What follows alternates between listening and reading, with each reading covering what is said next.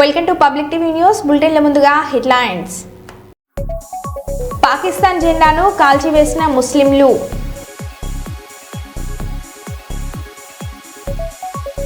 వ్యవసాయ మార్కెట్ యార్డ్ను ప్రారంభించిన బెల్లంపల్లి నియోజకవర్గం ఎమ్మెల్యే గడ్డం వినోద్ వెంకటస్వామి.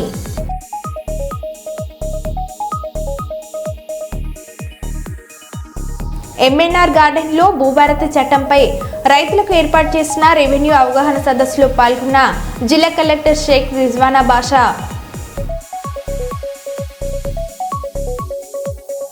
భీమా గార్డెన్స్లో ముఖ్య కాంగ్రెస్ కార్యకర్తల సమావేశం.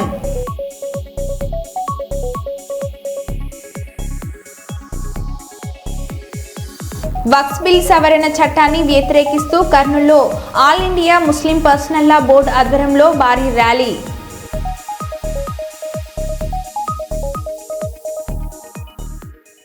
ఇక వివరాల్లోకి వెళ్తే, మందమరి మండలం రామకృష్ణపూర్ గద్దెరాగడిలోని భీమా గార్డెన్స్లో కాంగ్రెస్ పార్టీలో చెన్నూరు నియోజకవర్గం స్థాయి ముఖ్య కార్యకర్తల సమావేశంలో పాల్గొన్న చెన్నూరు ఎమ్మెల్యే వివేక్ వెంకటస్వామి, టీపీసీసీ పరిశీలకులు జంగా రాఘవరెడ్డి, రాంభూపాల్ డీసీసీ అధ్యక్షురాలు కొకిరాల సురేఖ.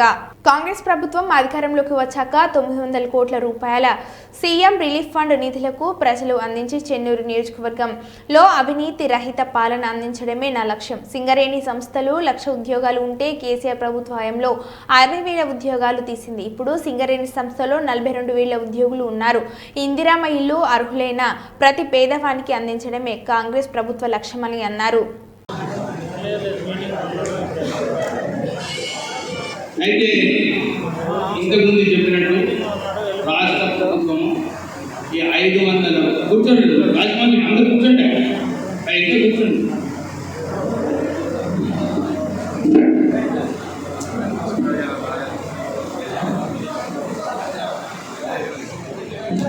దయచేసి కుర్చీలో ఉన్నాయి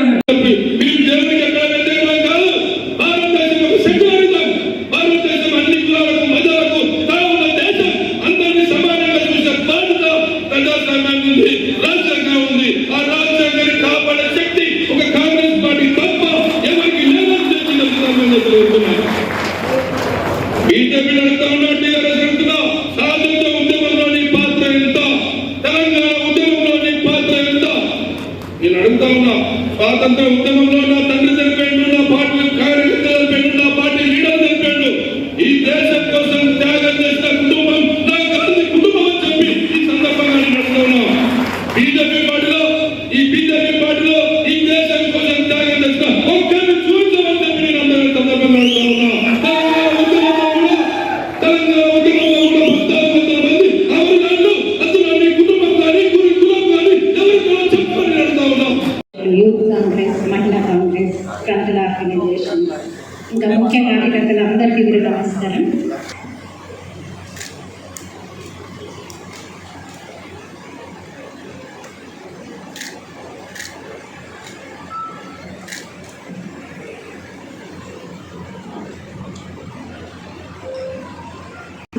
ప్రతి గ్రామాన ప్రతి మండల్ హెడ్ క్వార్టర్లో అలాగే టౌన్లో ఉన్న వార్డ్స్లో కూడా పాదయాత్ర చేయమని చెప్పేసి ఏఐసిసి ఆదేశించడం, అలాగే పిసిసి అధ్యక్షులు సూచించడం జరిగింది.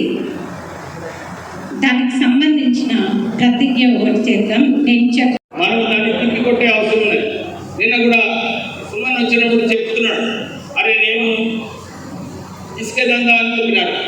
అందరు కూడా నేను నిన్న ఇందారం పోయేటప్పుడు వాళ్ళందరూ కూడా అడిగినారు, సార్ మీరు వచ్చిన తర్వాత ఇక్కడ ఇసుక దందా అంత బంద్ అయింది. ఇంతకుముందు రాత్రి కూడా చూస్తే వేలాది లారీలు ఇసుకతోనే హైదరాబాద్ తరలించడం జరుగుతుంది. ఇవాళ రేపు మాకు ఏమి కనబడతలేదు సార్, యాక్సిడెంట్ కూడా అయితలేవు అని చెప్పి వారు చెప్పడం జరిగింది. అంటే ఏమన్నమాట, మన ప్రభుత్వం వచ్చిన తర్వాత ఎవరు కూడా ఇసుక దందా చేయవద్దని చెప్పి ఒక నిర్ణయం తీసుకోవడం జరిగింది. మీరందరూ కూడా సరిగా సహకారం చేస్తున్నారు. నేను ఒక అప్పీల్ మన కార్యకర్తలకు అందరికీ కూడా, ఇందిరమ్మ ఇల్లులైనా కానీ గుడ్లకైనా కానీ ఏమైనా శాండ్ అవసరం ఉంటే, ఇసుక అవసరం ఉంటే మీరు దినం కూడా చేయండి. రాత్రి కూడా చేస్తే ఏదో అవకతవకలు అనుకుంటారు. మీరు మీ అందరికీ అప్పీల్ చేస్తున్నాను, మీరు దినం కూడా మీకు పర్మిషన్ తీసుకోండి. ఎంఆర్ఓకి స్ట్రిక్ట్ ఇన్స్ట్రక్షన్స్ ఉన్నాయి. ఇలాంటి కార్యక్రమం కోసము మనకు పర్మిషన్ ఈజీగా లభిస్తుంది. మీరు అందరూ కూడా పాటించాలని చెప్పి మీకు, ఎందుకంటే మనం తిప్పి కొట్టాలి. టీఆర్ఎస్ ఏదైతే ప్రచారం చేస్తుందో మనం ఛాలెంజ్ చేయాలి వాళ్ళకు. ఏదైతే మీరు తప్పుడు ప్రచారం చేస్తున్నారో ఇక్కడ అట్లా జరుగుతలేదు. నిజంగా ఎక్కడైనా ఎవరైనా ఏమైనా చేస్తే చెప్పండి, ఆఫీసర్స్ ఉన్నారు, వాళ్ళు డైరెక్ట్ యాక్షన్ తీసుకుంటారు. మీ హయాంలో ఏదైతే వేలాది కోట్ల రూపాయలు టీఆర్ఎస్ నాయకులు ఇసుకే దందాలతో సంపాదిస్తున్నారో అవన్నీ కూడా కథం కావడం జరిగింది. వాళ్ళకు మెస్సులు అవ్వట్లేదు. అరే బాగా అందాన్ని పోయిందని చెప్పి వాళ్ళందరూ కూడా బాధపడతారు. ఇంకో విషయం అన్నాడు, అరే వెజిటబుల్ మార్కెట్ అన్నాడు. నేను అదే ప్రశ్నిస్తున్నాను. అక్కడ చెరువుల్లో నేను పోయినప్పుడు అందరూ వెజిటబుల్ వెండర్స్ అందరినీ కూడా అడిగినప్పుడు, సార్ మేము ఇక్కడనే అమ్ముకుంటున్నాము, మాకు ఇక్కడనే మంచి ఫెసిలిటీ చేయండి, మళ్ళీ వెజిటబుల్ మార్కెట్ పోతే ఇబ్బందులు అవుతాయని చెప్పి ఎవరు కూడా పోనీకి సిద్ధంగా లేదు. అంటే నాకు అనిపించింది టీఆర్ఎస్ హయాంలో ఈ బిల్డింగ్లు ఏదైతే కట్టినారో చాలా చోట్ల కూడా కేవలం కమిషన్ల కోసం బిల్డింగ్లు కడితే కమిషన్లు వస్తాయని చెప్పి ఈ ఖాళీగా ఉన్న చాలా చోట్ల వెళ్ళి చూస్తే ఈ బిల్డింగ్లన్నీ కూడా ఖాళీగా ఉన్నాయి. అంటే అర్థమైంది, వీళ్ళు కేవలము కమిషన్లు దోచుకుని రోడ్లు సరిగా లేవు. డిప్యూటీ డైరెక్టర్ జిల్లా గనులు మరియు భూగర్భ శాఖ 2 నెలలు అయింది. డాక్టర్ పట్టుకుని విడుదల చేయాలి. కంతులు కట్టలేక, ఇంటి బాడిగలు కట్టలేక జీవనం కష్టమైంది. AP 02 TC 6395 ట్రాక్టర్ యజమాని అస్లం ఆవేదన. షేక్ అస్లం బాషా, నేను రోజా వీధిలో నివాసం ఉంటున్నాను. అప్పు చేసి సెకండ్ హ్యాండ్లో ట్రాక్టర్ కొన్నాను. అయితే 2 నెలలుగా AP 02 TC 6395 ట్రాక్టర్ కంతులు, ఇంటి బాడిగ కట్టలేక తీవ్ర ఇబ్బందులు పడుతున్నాను. అయితే నా జీవితంపై నాకు విసుగు చెందుతుంది. ఆత్మహత్య శరణం ఉంటున్నాడు. నా మీద దయ ఉంచి AP 02 TC 6395 ట్రాక్టర్ విడుదల చేయాలని ఆయన విన్నవించుకున్నాడు. దానికి అధికారులే కారణమవుతారు. ఎందుకంటే మా కుటుంబం అంతా జీవనం మాకు ఆధారమైనదే మాకు ఆ ట్రాక్టరు. అలాంటిది మా పొట్ట మీద కొట్టినారంటే మాకు ఆత్మహత్య శరణం. మేము మా పిల్లలతో సహా ఇక్కడ అధికారుల ముందే ఆత్మహత్య చేసుకోవడానికి మేము సిద్ధంగా ఉన్నాము. కాబట్టి ఎట్లయినా సరే పేదవాళ్ళని దృష్టిలో ఉంచుకోము. ఎందుకంటే మేము అది సెకండ్ హ్యాండ్లో, మేము ఫస్ట్ హ్యాండ్లో కొనుక్కునేంత స్తోమత లేక కూడా సెకండ్ హ్యాండ్లో కొనుక్కొని మా జీవనాధారమే ఆ ట్రాక్టర్ మీదనే జీవనం సాగిస్తున్నాం. కాబట్టి మా పిల్లలు, భార్య పిల్లలు కూడా మేము కుటుంబం అంతా దాని మీదనే జీవనం. ట్రాక్టర్ నడుపుకుంటేనే మేము తిండి తినే స్థితిలో ఉన్నాము. అట్లాంటివి 2 నెలల నుంచి మాకి తినడానికి తిండి లేక మేము చాలా ఇబ్బందులకు గురవుతున్నాము. అది అధికారుల దృష్టికి తీసుకొచ్చినాము, అయినా వాళ్ళు పట్టించుకోవట్లేదు. మమ్మల్ని కానీ మా ట్రాక్టర్ ఈ రోజు కానీ వదలకుంటే మేము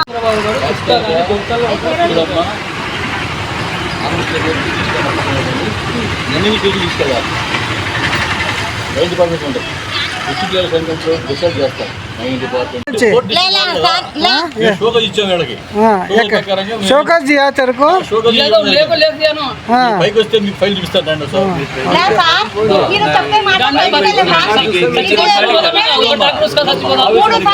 చంపండి సార్, మీ ప్రభుత్వంలో చంపండి, చచ్చిపోతా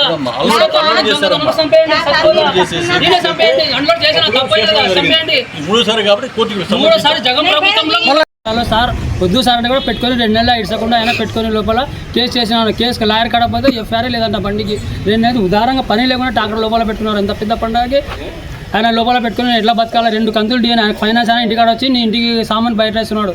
2 నెలల బాడగా కట్ల 2 కంతులు డ్యూ పెట్టినాయి. ఆయన 2 నెలల నుంచి నా ట్రాక్టర్ లోపల పెట్టుకున్నాడు.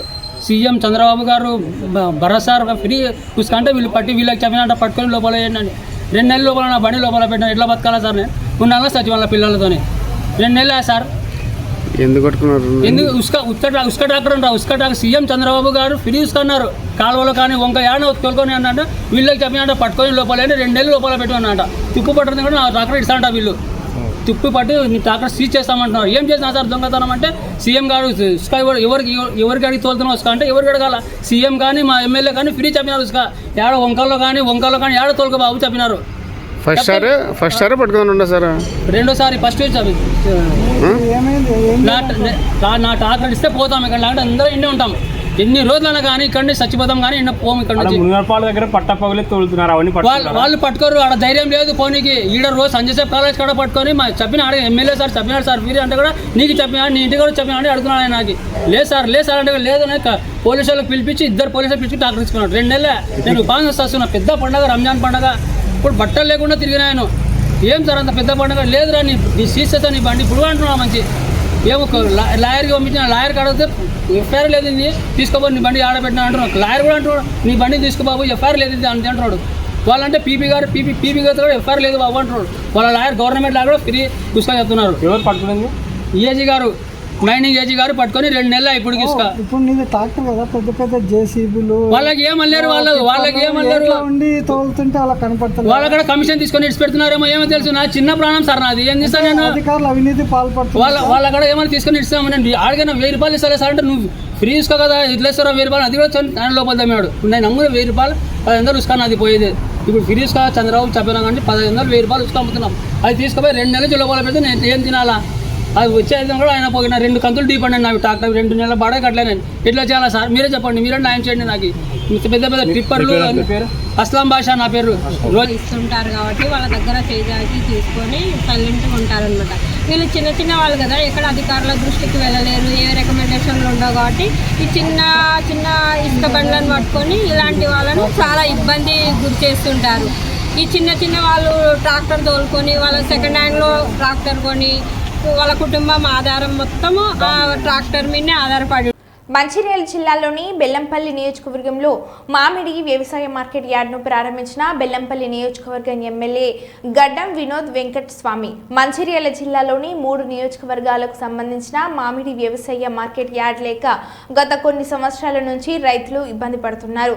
మరి ఈరోజు ఫ్రూట్ ఎక్స్ కంపెనీ వారి సౌజన్యంతో బెల్లంపల్లి పట్టణంలో మార్కెట్ యార్డ్ లేక పక్క రాష్ట్రాలకు వెళ్లి అక్కడ దళారుల చేత మోసపోవడం మరియు రోడ్డు ప్రమాదాలకు జరిగి ప్రాణాలు కోల్పోతున్నారు మరియు దారి దోపిట్లకు గురవుతున్న సందర్భంలో బెల్లంపల్లి నియోజకవర్గంలోని వ్యవసాయ మార్కెట్ యార్డ్ ను సద్వినియోగం చేసుకోవాలని రైతులను కోరారు. 2 షెడ్లు సార్. దీనికి సంబంధించి అయితే ఈరోజు మనం మార్కెట్ యార్డ్ ప్రారంభిస్తున్నాం, కానీ వీటిని కోల్డ్ స్టోరేజ్ ప్లాంట్ ఏర్పాటు చేయడానికి కూడా మీ వంతుగా మీరు కృషి చేయాలని చెప్పి కోరడం జరుగుతుంది సార్. ఎందుకు అంటే ఈ కోల్డ్ స్టోరేజ్ ప్లాంట్ మనకి మార్కెట్కి మామిడికాయలు కాకుండా ఇతర పండ్లు కూడా వచ్చినప్పుడు వాటిని ఇక్కడ అమ్మడం కొద్దిగా ఆలస్యమైనా లేకుంటే రైతుకు గిట్టుబాటు ధర రాకపోవడం కానివ్వండి, అట్లా కొద్దిగా ఆలస్యమైనప్పుడు రైతు ఆ కోల్డ్ స్టోరేజ్ ప్లాంట్లో వాటిని నిల్వించుకోవడం వల్ల రైతుకు తన అనుకున్న గిట్టుబాటు వరకు కూడా అమ్ముకోవడానికి వీలుగా ఉంటుంది. కాబట్టి మరి గౌరవనీయులు పెద్దలు వారి యొక్క ప్రత్యేక నిధులతోనే ఆ కోల్డ్ స్టోరేజ్ ప్లాంట్ కూడా వారు కృషి చేయాలని చెప్పి ఈ సందర్భంగా కోరడం జరుగుతుంది. సుమారు మన మంచిర్యాల జిల్లా వ్యాప్తంగా 18,000 ఎకరాలు మామిడి తోటలు సాగవుతున్నాయి.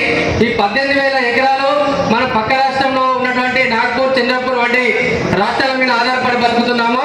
ఎందుకనంటే వారు మన పండించిన పంట అక్కడ తీసుకెళ్ళిన తర్వాత వారు ఎంత చెప్తే అంత వారికి ఏది తోస్తే అదే.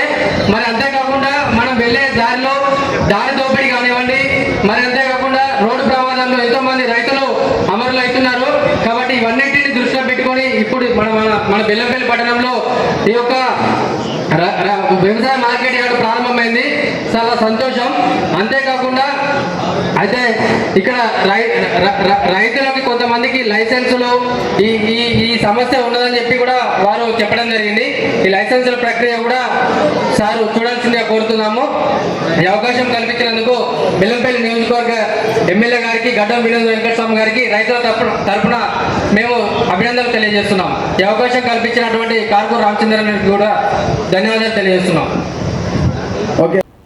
ఏప్రిల్ 28వ తారీఖు 2025 సోమవారం హిందూ జ్ఞాన వేదిక ప్రబోధ సేవా సమితి తెలంగాణ రాష్ట్ర కమిటీ సభ్యులు 100 మంది ఆధ్వర్యంలో శ్రీ శ్రీ శ్రీ ఆచార్య ప్రబోధనంద యోగేశ్వరుల స్వామివారు రచించినటువంటి 101 తైత్ర సిద్ధాంత భగవద్గీత అనుబంధ ఆధ్యాత్మిక గ్రంథములు ఇంటింట పరిచయ కార్యక్రమం ఏర్పాటు చేయడం జరిగింది. ఇటు కార్యక్రమము 28 ఏప్రిల్ 2025 నుండి 6 మే 2025 వరకు 9 రోజులు గోదార్కని మండల కేంద్రంలో ప్రజలకు తైత్ర సిద్ధాంత భగవద్గీత పైన అవగాహన కల్పిస్తూ గ్రంథ పరిచయం ఏర్పాటు చేయడం జరుగుతుందని, ఇటు నిర్వహణ భగవద్గీత భక్తి యోగం 10వ శ్లోక ఆధారంగా తైత్ర సిద్ధాంత ఆదికర్త ప్రబోధానంద యోగీశ్వర్ల వారి ఆశీస్సులతో జరుగుతున్నది. ప్రజలంతా అసలైన ఆధ్యాత్మిక భావంతో జ్ఞానం కలిగి జీవించాలన్నదే ముఖ్య ఉద్దేశంగా కమిటీ అధ్యక్షులు దేవేంద్రరాజు, సభ్యులు రామరాజు, నాగిరెడ్డి, సంతోష్, నాగరాజు, లక్ష్మీనారాయణ, కవి, చంద్రకళ తదితరులు వ్యాఖ్యానించడం జరిగినది. వేసవి సెలవుల్లో 10 రోజులు భగవద్గీత ప్రచారం చేస్తున్నాం. ఇక్కడ ప్రతి ఒక్కరు భగవద్గీత జ్ఞానం తెలుసుకోవాలని ఇంటింటికి డోర్ టు డోర్ భగవద్గీత ప్రచారం చేస్తున్నాము. అందరూ ఆత్మజ్ఞానం తెలుసుకొని కర్మని మార్చుకోవాలని చేస్తున్నాము. ఆధ్యాత్మిక సామ్రాజ్య చక్రవర్తి, హిందూ జ్ఞాన ధర్మ ప్రదాత అయినటువంటి శ్రీ శ్రీ శ్రీ ఆచార్య ప్రబోధానంద యోగీశ్వర్ల వారి స్వామివారి దివ్య ఆశీస్సులతో స్వామివారు రచించినటువంటి భగవద్గీత మరియు అనుసంధ గ్రంథాలు 101 గ్రంథాలను ఆత్మజ్ఞానం నింపుకొని ఉన్నటువంటి ఈ యొక్క గ్రంథరాజులను ప్రతి ఒక్కరికి సామాన్యునికి కూడా దేవుని జ్ఞానం అర్థం కావాలనే స్ఫూర్తితో స్వామివారు ఈ గ్రంథాలను చాలా సరళమైన భాషలో రచించడం జరిగింది. కాబట్టి ఈ యొక్క గ్రంథాలను ప్రతి ఒక్కరి దగ్గరికి తీసుకెళ్ళి గ్రంథ పరిచయం చేసి ప్రతి ఒక్కరు కూడా భగవద్గీతలో ఉన్నటువంటి ఆత్మజ్ఞానాన్ని తెలుసుకొని మీరు అహంకారంతో అజ్ఞానంతో సంపాదించుకుంటున్నటువంటి మనకు తెలియకుండా ఏదైతే మనం పాపం సంపాదించుకుంటున్నామో ఆ పాప నివారణ కావాలంటే ఆత్మజ్ఞానం ఒకటే శరణ్యం అని చెప్పేసి ఈ యావత్ ప్రపంచానికి స్వామివారు దేవుని సేవ అంటే ఏంటి అనేది తెలియపరిచినాడు. అదేవిధంగా శ్రీకృష్ణుల వారు భగవద్గీతలో చెప్పినట్టు భక్తి యోగము 10వ శ్లోకంలో అభ్యాసే పసమర్దోసి మత్కర్మో పరమోభవ మదర్థమపి కర్మాని కూర్వన్ సిద్ధి అవాప్ససి. అంటే మీరు మనసు నిలుపు అభ్యాసమునకు సమర్థత లేనివానివైతే నా పనులు చేయము, నా కొరకు పనులు చేయటం వలన నువ్వు మోక్షమును పొందవచ్చును అని చెప్పినాడు. అదేవిధంగా భగవద్గీత జ్ఞానము అగ్ని లాంటిది. ఏదైదాంసి సమిద్ధోగ్ని భస్మసాత్కురు తేజున జ్ఞానాగ్ని సర్వకర్మాని భస్మసాత్కురు తేతత. ఏ విధంగా అగ్నిలో కట్టెలు కాలిపోచునవో అదేవిధంగా జ్ఞానం అనే అగ్నిలో సర్వకర్మలు కాలిపోచునవని గీతా సారాంశము. ఈ యొక్క భగవద్గీత జ్ఞానం ప్రకారము స్వామివారు ఆదేశం ప్రకారము ఈరోజు ప్రతి ఒక్కరికి ఈ యొక్క గీతా జ్ఞానాన్ని ప్రతి ఒక్కరికి పరిచయం చేసి అందరూ దేవుని జ్ఞానాన్ని తెలుసుకొని మీ యొక్క పాప కర్మను లేకుండా చేసుకొని ఆ దేవునిలోనికి ఐక్యం కావడానికి ఈ యొక్క గ్రంథాలు ఎంతో దోహదపడతాయని మేము తెలియజేస్తున్నాము. అదేవిధంగా భగవద్గీతలో ఎక్కడ కూడా కుల మతాల గురించి చెప్పలేదు, అందరూ కూడా సమానమే.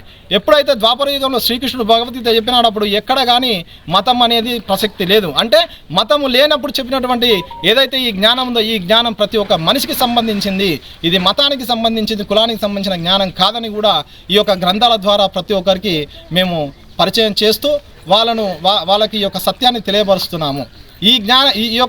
ఈ యొక్క ప్రచారాన్ని మీ వేసవి కాలంలో ఈ 28 తారీఖు 4వ నెల నుండి మరియు వచ్చే నెల 6వ తారీఖు 5వ నెల వరకు కూడా అంటే 9 రోజులు ఈ యొక్క ప్రచారాన్ని గోదావరిలో నిర్వహించడం జరుగుతుంది. ప్రతి ఒక్కరికి కూడా జ్ఞానులుగా తయారు కావాలి, ప్రతి ఒక్కరు కూడా దేవుని జ్ఞానాన్ని తెలుసుకోవాలనే ఉద్దేశంతో ఈ కార్యక్రమాన్ని ప్రతి ఏటా కూడా నిర్వహిస్తున్నాము. ప్రతి సంవత్సరము దసరా సెలవులలో, సంక్రాంతి సెలవులలో, అదేవిధంగా వేసవి సెలవులలో కూడా ఈ యొక్క కార్యక్రమాలు చేస్తూ వస్తున్నాం. ఇక ముందు కూడా చేస్తాము. ఇదే విధంగా ప్రజల స్పందన మీడియా ద్వారా కూడా అందరూ జ్ఞానం తెలుసుకొని మీ యొక్క పాపపుణ్యాలు లేకుండా చేసుకోవాలని రైతు సిద్ధాంతాలు తెలుపుతున్నాం. కర్నూలులో MSME empowerment and skilling drive 2025 కార్యక్రమాన్ని ఏర్పాటు చేశారు. కర్నూలులోని హోటల్ మౌర్యలో నిర్వహించిన ఈ కార్యక్రమంలో మాజీ మంత్రి టీజీ వెంకటేష్ పాల్గొన్నారు. ఈ సందర్భంగా టీజీ వెంకటేష్ మాట్లాడుతూ కర్నూలుకు మంచి భవిష్యత్తు ఉందని అన్నారు. కొత్తగా పరిశ్రమలు రావడానికి ప్రయత్నాలు జరుగుతున్నాయని అన్నారు. టీజీ వెంకటేష్ తెలిపారు. నిపుణుల కొరత ఉందని, విద్యార్థులు చదువుతో పాటు నైపుణ్యం సాధించాలని అన్నారు. నైపుణ్యం ఉన్న వారికి భవిష్యత్తులో ఉద్యోగ అవకాశాలు వస్తాయని తెలిపారు. రాష్ట్ర ప్రభుత్వంతో కలిసి టెక్ మార్క్ ఆంధ్రప్రదేశ్ రాష్ట్రంలో టెక్ మార్క్ వద్ద ఎంఎస్ఎంఈ స్కిల్ కేంద్రాలను ఏర్పాటు చేశారని టీజీ వెంకటేష్ తెలిపారు. కర్నూలులో స్కిల్ డెవలప్మెంట్ సెంటర్ ఏర్పాటు చేస్తామని tech mark founder Satish Babu తెలిపారు.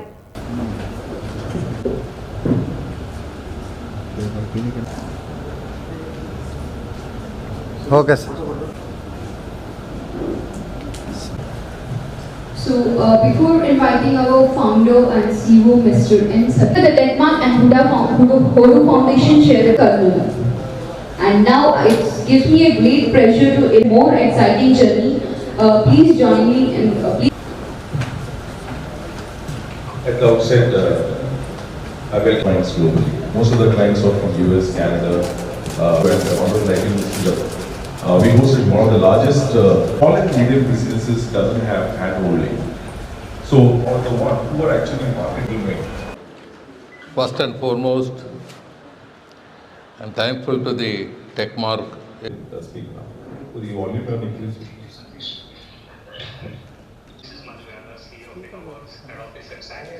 Round of applause.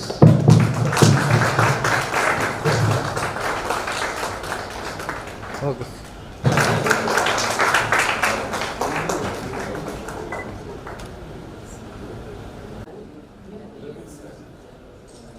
Sir okay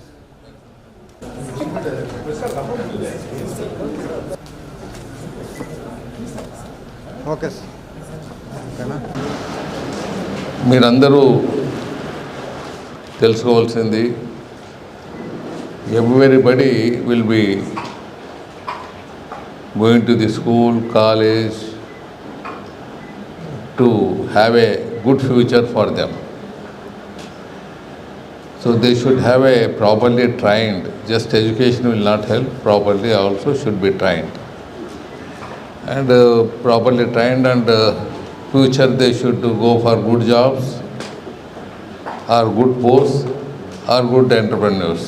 These three things only will be, everybody is required. So for this institution, TechMark, there are 100 MSME skill centers in Andhra Pradesh.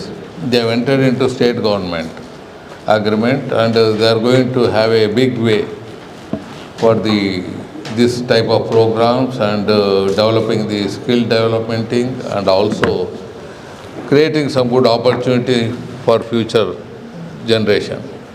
This MSME skill development is very important. For example, I wish to give you one. Anyone can start the industry if money is available. If you take a small alum plant, it's a small investor will be small alum plant. The right way, if your process, if it is not doing, without experience, if anybody make a trial for the production, just they will have a qualification, everything. Without skill development, without having experience, if they run the plant, each batch will be lakhs of rupees they lose. Investment of the plant will be very less, but the production loss will be very high.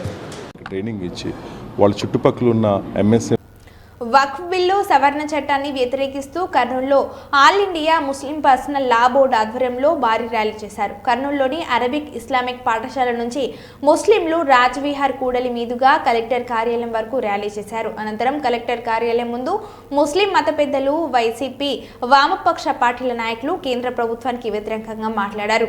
వక్ఫ్ సవరణ బిల్లును రద్దు చేసుకుంటే ఎంపీల ఇండ్లు ముట్టడిస్తామని CPM జిల్లా కార్యదర్శి గౌస్ దేశాయ్ తెలిపారు.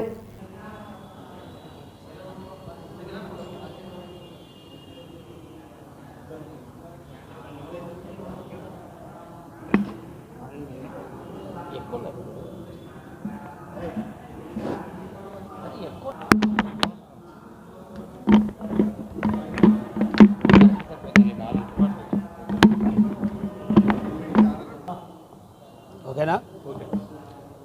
ముస్లిం personal లా board పిలుపు మేరకు జాయింట్ యాక్షన్ కమిటీ పేరు మీద రేపు అనగా 28వ తేదీ సోమవారం ఉదయం 9 గంటలకు ఇస్లామియా అరబిక్ కాలేజ్ గ్రౌండ్ నుండి భారీ ర్యాలీ తీయాలని చెప్పేసి ఆ రకంగా తీర్మానం చేయడం జరిగింది.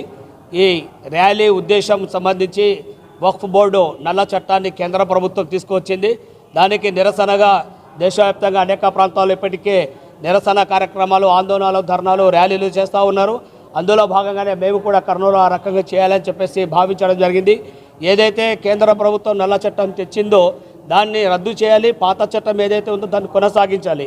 వక్ఫ్ అనేది అల్లా పేరు మీద ఇచ్చిన యొక్క ఆస్తి, ఆ ఆస్తిలో ప్రభుత్వ రంగం సంబంధించి రాజకీయంగా సంబంధించి జోక్యం చేసుకోవాల్సిన అవసరం లేదని చెప్పేసి రాజ్యాంగం స్పష్టంగా ఉన్నప్పటికీ రాజ్యాంగాన్ని తూట్లో పొడిచి ప్రజాస్వామ్యాన్ని కూని చూసి ఆ రకంగా ఈరోజు కేంద్రంలో ఉన్న నరేంద్ర మోడీ గారి నాయకత్వంలోని ప్రభుత్వం తమ యొక్క మందబలాన్ని ఉపయోగించుకొని ఆ రకంగా బిల్లు పాస్ చేసుకోవడం జరిగింది. ఈ బిల్లు వెనక్కు తీసుకునేంత వరకు మేము శాంతియుతంగా అనేక రకాల ఆందోళన రూపాలను ఆ రకంగా చేయాల్సి వస్తుంది. ఇప్పటికైనా కేంద్రంలో ఉన్న ప్రభుత్వం పునరాలోచించుకోవాలి, ఆ రకంగా వెంటనే బిల్లు వెనక్కి తీసుకోవాలని చెప్పేసి కోరుతా ఉన్నాం. అదేవిధంగా మన రాష్ట్రంలో ఉన్న టీడీపీ కూటమి ప్రభుత్వం మైనార్టీల వెంట ఉంటామని చెప్పేసి ఆ రకంగా చెప్పిన ప్రభుత్వం ఈరోజు మైనార్టీలకు ఆ రకంగా వ్యతిరేకంగా బిల్లుకు సపోర్ట్ చేయడం కోసం పార్లమెంట్లో మద్దతు తెలియజేసింది.